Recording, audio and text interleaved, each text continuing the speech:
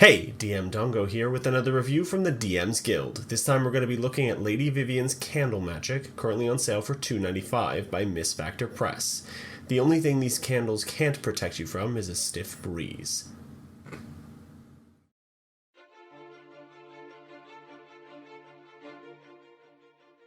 Right, now Vivian's Candle Magic, what are you getting here? Well, you're getting some really interesting stuff. You're getting 10 pages of lore. Essentially, it's kind of a really good way of integrating this candle magic into your world. It includes things like the colors of the candles and what they mean. It includes how to use divination with these candles. It includes how to prepare to cast candle magic and how to prepare the candles themselves.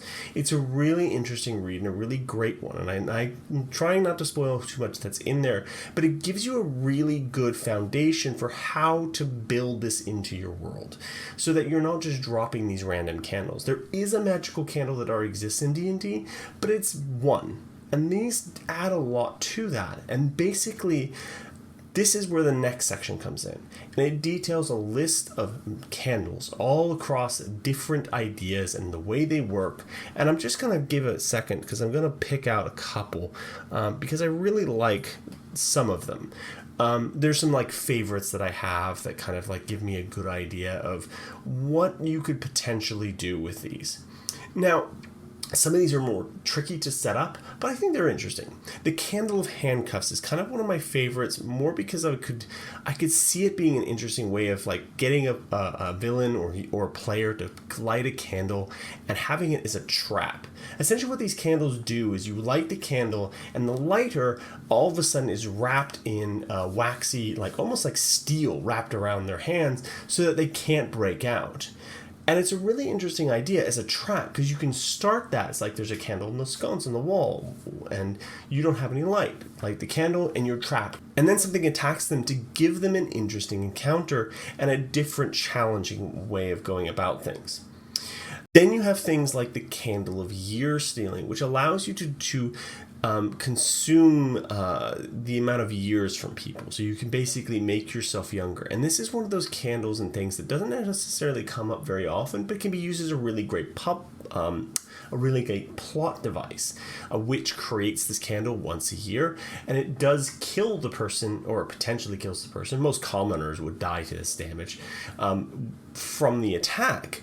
And then slowly, drains out their life force to extend your own. It's really interesting. It's a really unique idea. And a lot of these candles are like that. I really love the way that they're set up as well. The candles operate in a very different way from most magics. Now, I was worried when I initially looked at this that it was going to be basically candle potions with a different name. They're not quite that because of the way they operate, in terms of they operate in usually a radius around them, and the candles can be moved around such that they do interesting and unique things. Things like candles of healings that can be moved to help people or hold the person, help people that you're moving around. Candles of protection from good and evil, which allow you to like protect an area and move it with you. There's just some really interesting ideas around how that operates and how that it plays out. It's not like a potion or a spell. It's very different and unique, and I really like it for that. After you get through all of the candles, you get a couple of nice lists on magic candles by rarity, magic candles by alphabetical order, to figure out which candles you're looking for, and kind of like it gives you a good way of giving these out as rewards to you, because you don't want to give something like a very rare candle. Some of them are very powerful, stuff like Candle Hollow can hollow an area the same way the Hollow spell will work. Candles of reverse gravity. You can see what I'm getting at here. Some of these candles are quite powerful, and obviously you can light them using prestidigitation, so that means you can light them at range and set traps, which is a really interesting idea for like a villain who's using these candles like strategically positioned, and your players would. And some of the candles, the way they're described, gives you a really good indication of what they're probably going to do. So if your players are clever, they can use that information to go, whoa, whoa, whoa, whoa, whoa, stay away from that one, because that one can do something terrible to us, so we need to be careful around it. After the two charts, you get a new patron for a warlock. And this patron is really interesting. It's called the Elemental of Life's Fire. And it's really interesting because of the take it goes after on Warlock. Firstly, they can create candles. They can imbue candles with their spell slots, and basically they can go. I want to imbue a couple of candles at third level spells, or I want to have 5 new first level candles. And they can do this, and then they can carry these candles stay for 24 hours. However, this means that they can no longer regenerate spell slots on a short rest.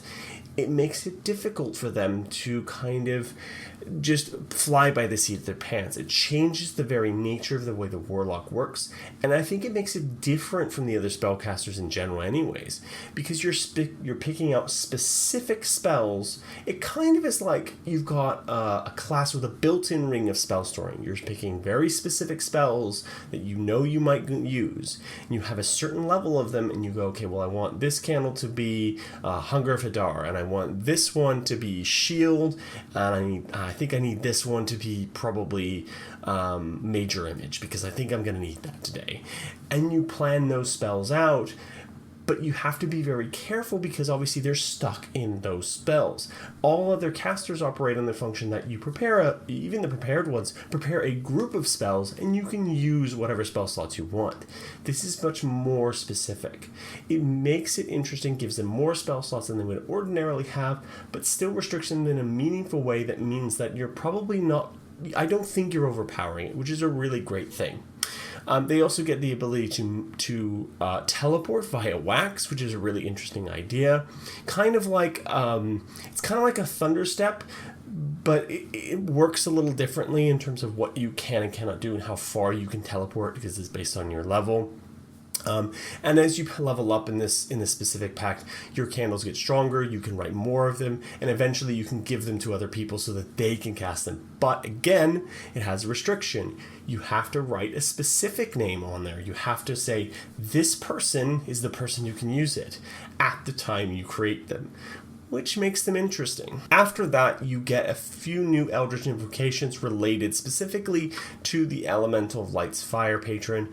All of them have to do with the candles themselves, making them like kind of pseudo-meta magic stuff, so extending the candles, enlarging them, making their ranges larger, allowing them to store 2 spells at the same time, allowing things like you can do 2 twin spells, twin the existing spell inside of it. So if you have haste in there, for example, that was just the third. I don't think Warlocks get haste, but you like any spell that you can potentially target on a single is basically the twin spell from Sorcerer, but it has to be in the candle form. So you say, this is going to be the twin version of this spell, and it's going to be this candle.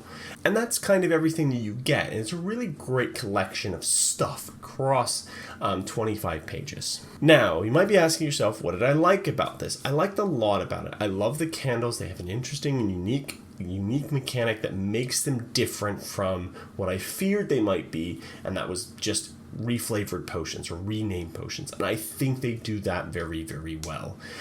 I really love the lore that was in there. It was really interesting to read. There were 10 pages of it, so I think there is some stuff to talk about there, but I really enjoyed reading it and reading all about the various different colors and the various different ways you prepare candles, and I really just enjoyed it as a read.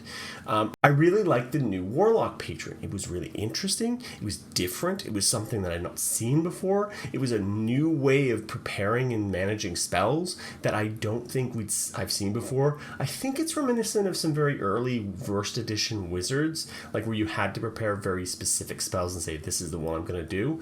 But it still gives you some flexibility with the 2 remaining Warlock spell slots you've got, or how many you have at whatever level you're at. But it gives you an interesting dynamic in Warlock and allowing you to be very specific or be very non-specific. It's an interesting idea. I really liked it, just as a general rule. And I love the differences in the candles, the way they operate and the way they work. It was just a general good breath of fresh air to see a new type of magical item that you could reward players with. And I hope that the authors come back and expand on that and give more candles, such that we can see more interesting and unique things. I really like the more unique stuff, like the candle of handcuffs. That was one of my favorites because it's so different. It's not a spell.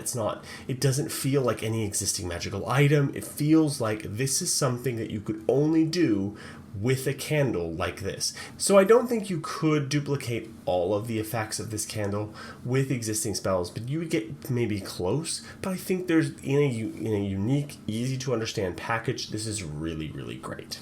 Now, on the stuff I didn't like. Now, I did mention earlier about that lore bomb, that 10 pages of lore about the various candles.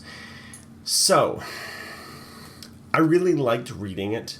However, on the other side of the equation here, I'm looking at this and I'm going, how do we do these kinds of lore things in other documents? And how do we introduce our players to these kinds of things? We do it slowly. We don't dump them all into it all at once. We kind of knife it in between the mechanical things. I think that maybe some effort to do that kind of thing, to allow different bits or even introduce some mechanical sides of things, like in the candle divination sections. It might be interesting to include some mechanical benefits. Maybe there's a way to use this, maybe a new spell that's wrapped around this candles, the candle divination magic, and allow it to kind of get to that point so that you can kind of satisfy both sides of a camp, where I really want the lore stuff, but I also want to understand how this mechanically is present in the world. Now, you could just run the candle divination by itself. You could just say this is, and you could RP the whole thing out.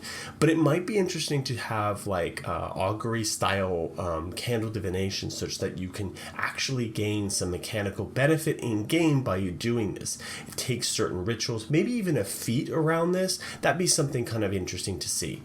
But that was I think that was my only main complaint, really. And I think that's a minor one at best. Like, I would have loved to see some more interesting things around, like feats or some interesting stuff around, like the candle divination or the candle color stuff. Maybe some crafting rules specifically to it, like so that you can figure out how you make these things specifically. It would just be kind of interesting to see how different color, like you need this red candle which requires these things, you need a silver candle for these specific candles, or maybe something like if you see like those kinds of interesting bits, and crafting rules as part of that would be a really great thing to add in, just as a kind of like an aside, because I think it's something that a lot of new magical items, especially like this when you're getting something brand new, would be really nice to see in terms of being able to kind of introduce it in a way that you could have a player come in and say, well, I really like candles, I really like this idea, is there something I can do around that? I was like, well, I've got this thing, I've got Lady Vivian's candle magic, but it doesn't have crafting rules, so we'll have to figure something out. But I think we can do something where we can make that work. And obviously, if they were playing a warlock, you've got that nice patron there. You've got a nice new patron there for them, as it were. Right, now on to my final thoughts and my rating. So, overall, I really like this. I think it's interesting. I think it's unique. I think it's challenging different ways that we can think about magical items, and I think it does a very good job of this. It fits the tone that they're going for really well.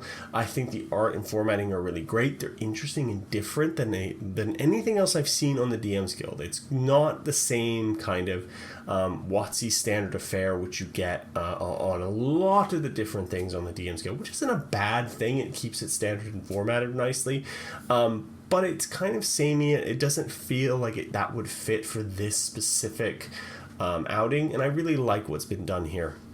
Like I said before, the only thing I would say is that the big section at the beginning, so it's basically half the book, half the supplement is kind of taken up by this like big lore dump basically, and I'm fine with that.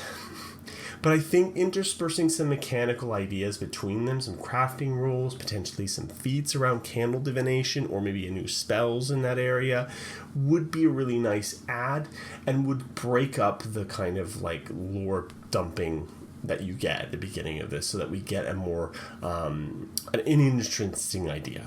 As for my rating, I'm going to rate it 4 out of 5. It's not perfect. I think that lore bit at the beginning is going to put some people off. And I want people to be aware of that going in. However, if you really love that stuff, if you really want to embed this in your world really, really nicely so that it has a really good foundation, I think you'll really enjoy reading that bit. I think you'll really enjoy the new candle magics, and I think that Warlock Patron is just is like an icing on the cake. And I think if you were just paying for that, I think you'd get your money's worth. Just that patron alone is so interesting and so unique that I think that makes it worth the price point. $2.95 is nothing. Like good class options, you can pay that much for just those, and that's a really good one. Well designed, well balanced, perfect class options. Just like really, really well done. So thank you. This has been DM Dungo. Please do remember to like, comment, and subscribe. And if you're looking to pick up Vivian's Candle Magic, please do use the affiliate codes that are down below. Thank you, and peace out.